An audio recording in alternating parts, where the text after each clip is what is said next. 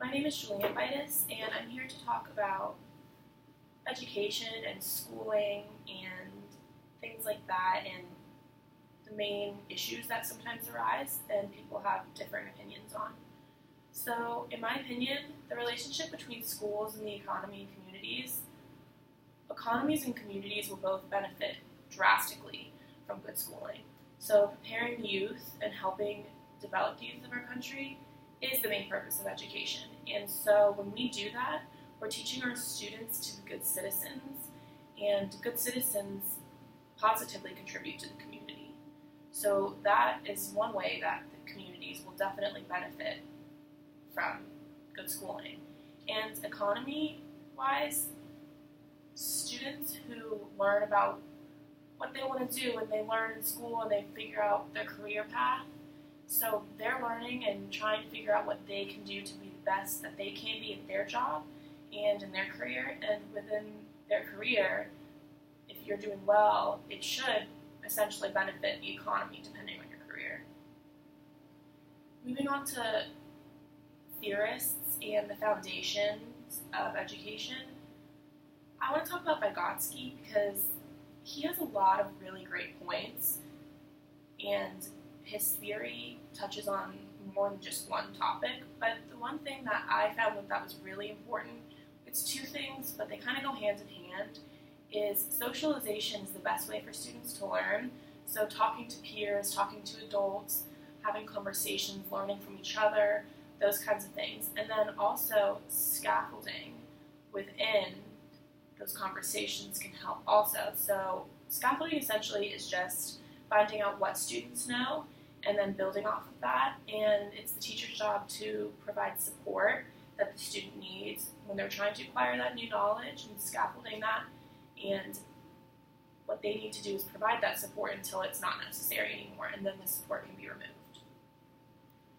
And speaking of knowledge, knowledge is something that can be learned and understood and also proven and justified at the same time. And knowledge helps people learn about everything and anything. But three aspects that knowledge definitely contributes to learning about is social aspects, cultural aspects, and political aspects. And when it comes to social, cultural, and political aspects, there's a lot of opinions that form, especially as you get older. And these opinions develop based on prior knowledge or even knowledge that you're still trying to attain. You have your opinions based on what you know. And assessment and instruction. Teachers are so worried about standardized tests and scores rather than just creating memorable and beneficial, fun lessons to help students learn and succeed in life. The ultimate goal or purpose of education, like I said, is to help develop the youth of our country. Just because someone can or cannot pass a standardized test doesn't mean that they won't be able to benefit our communities or our economy or anything like that. So the main goal of instruction is not to just drill and kill information for tests, but a lot of teachers have seemed to kind of forget that in the craziness of being a teacher, which I can see why they're forgetting that, but they need to remember that life is not all about standardized tests. And it's really not just memorization of facts. There should be relationship building and all of that going on before memorization and facts start to happen. And that shouldn't be the main goal. That should just be part of the process. For school reforms, speaking of assessments and doing well and not doing well, a lot of things can play into the equality of opportunity with students. So some students may or may not do well, depending on inevitable factors, honestly. So equality of opportunity will never be reached. There are way too many inevitable factors that play into schooling and students and classrooms and all of that. So that will never be reached, but the main goal should always be equality of opportunity. Although we know it won't ever be reached, it should be the goal to get as close as possible to equality of opportunity as we can. And a lot of schools lack resources, which is an inevitable factor. So a lot of schools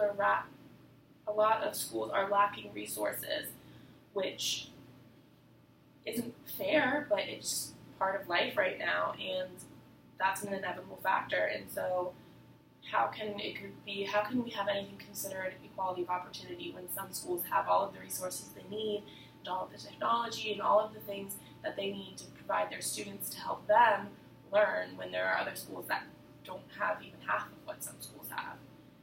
And I've been in schools or in counties where there's one school that has barely anything resource-wise, and it's not a great environment, and then you go across town and there's a school that has almost everything they need, but it's in the same county. And a lot of that has to do with the assimilation between residential areas and schooling communities. So that's what that has to, both of those have to do a lot with whether or not students may pass or not pass, or how they'll be considered successful. And speaking of resources in public schools and such, there's a lot of different education in the modern society, and a lot of the types are not always just public schools. There are alternative options such as charter schools, private schools, homeschooling, vouchers to send your students or your children to other schools. And although those are really great options for some students and it really may benefit them the most of our money and funds as a country or as a state or locally in general should go to public schools, because we've spent so much money and time and effort on public schools. If we put all of our time, money, and effort, or majority of it, into public schools and continue to do that, that will get public schools as close to perfection as we can get it, and that's the main goal, because so many students are in public schools. And if parents get to choose where their students go to school, if all of them just chose, I want my child at this school, or I want my child at this school, that will create a really big lack of differentiation, because if one student learns a certain way the best, their parents will send them to a school that helps benefit that way the best. But then all of the students that are at that school will learn that way. And then in that aspect, are they really learning anything from their peers, or are they all thinking the same way and doing things certain ways that they don't learn to work with other people who think and work differently than them? And that's a really important life skill, especially when you get into real life jobs.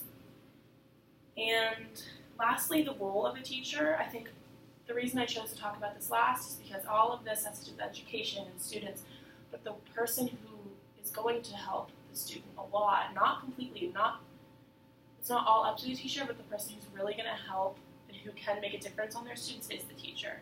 And so the first thing that teachers need to do is make sure that students have all their basic needs, love, safety, and relationships, and things of that nature. And if they don't, and you find out that they don't have all of this, you need to at least make sure that they're receiving all of this in your classroom. And then that's when you can hit the academics. Students aren't going to be able to learn 4 times 4 when they're trying to figure out what they're going to eat for dinner tonight, or where they're going to sleep tonight, or why their mom doesn't talk to them as much as they want them to, or things like that. So you need to make sure they feel loved and have basic needs and relationships and safety within your classroom before you can do any of the academics.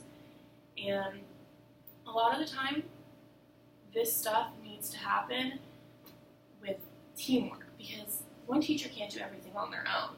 Teamwork is essential, and a lot of the time, people bring up things such as bonus pays or merit and for students receiving certain scores on tests. That's going to drive a wedge between teachers in relationships. There should be teamwork and collaboration all the time within schools and the communities.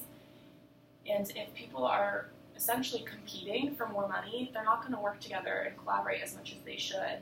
And in order for the schooling environment to be most beneficial for students, we need teamwork, and teamwork is going to help us provide everything that we need to for our students.